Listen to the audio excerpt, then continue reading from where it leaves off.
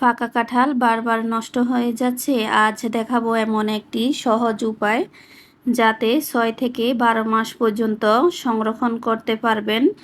ভিডিওটি শেষ পর্যন্ত দেখুন, আশা করছি আপনাদের ভালো লাগবে। আসসালামু আলাইকুম, কেমন আছেন সবাই? আশা করছি ভালো। হাজির হয়ে গেলাম খুবই মজার এবং সুস্বাদু একটি ফলের সংরক্ষণ রেসিপি নিয়ে।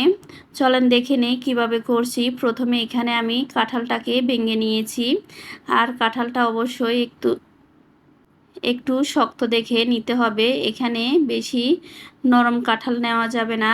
আমি কাঁঠালের বিচিগুলো ছাড়িয়ে নিচ্ছি যতটুকু প্রয়োজন।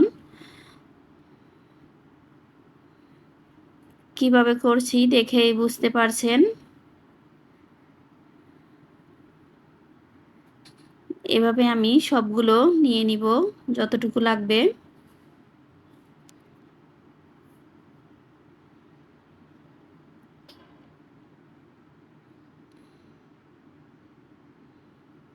কাঁঠালের সিজনে কাঁঠালটা একটু বেশি করে এভাবে সংরক্ষণ করে রাখতে পারেন। এতে যখন কাঁঠাল থাকবে না তখন এই কাঁঠাল দিয়ে জুস, পিঠা, অনেক রকমের খাবার তৈরি করে খেতে পারবেন। এই তো আমি বিচিগুলো ছাড়িয়ে নিয়েছি। এখন চুলায় একটা পাতিলে 1 কাপ পানি বসিয়ে দিয়েছি। এখন দিয়ে দিব চিনি। আমি এখানে 1/3 কাপ চিনি দিচ্ছি। যেহেতু আমি একটু কম নিয়েছি, সেই পরিমাণে আমি চিনিটা দিয়ে দিব।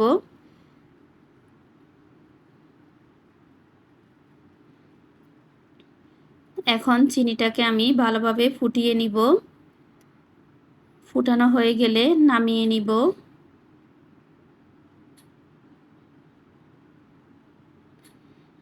এখানে আমি একটা লেবু নিয়েছি।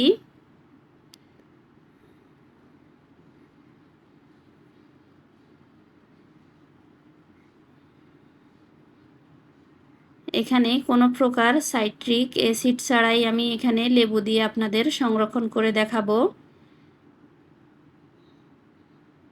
আমি পুরো লেবুটার রস বের করে নিয়েছি। এখন এখানে আমি জার নিয়েছি। অবশ্যই কাঁচের জার ব্যবহার করার চেষ্টা করবেন। যে পানিটা আমি ফুটিয়ে নিয়েছি, এখন দিয়ে দিচ্ছি পরিমাণ মতো। দিয়ে দিব লেবুর রস, আর লেবুর রসটাকে আমি ছাঁকনি দিয়ে ছেঁকে নিচ্ছি।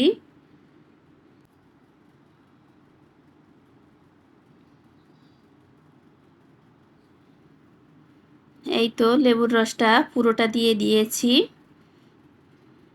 এখন একটু জাকিয়ে নিচ্ছি।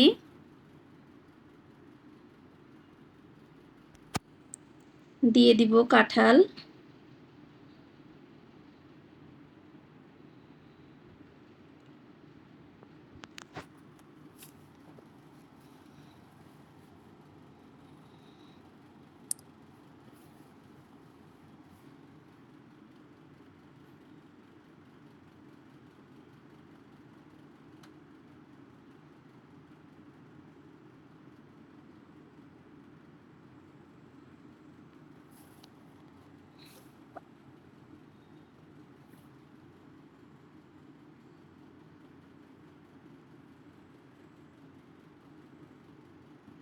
এই তো সবটুকু কাঁঠাল আমি দিয়ে দিয়েছি।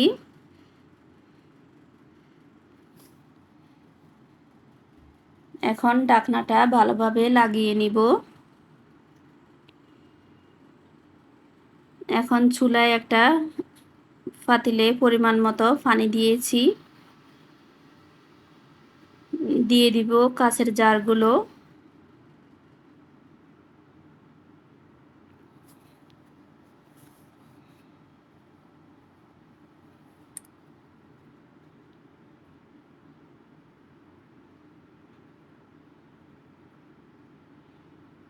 জারগুলোকে আমি পানিতে বসিয়ে রাখব। এখন 5 মিনিট ফুটিয়ে নিব।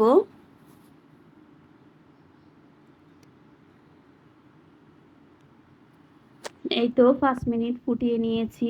এখন নামিয়ে নিব।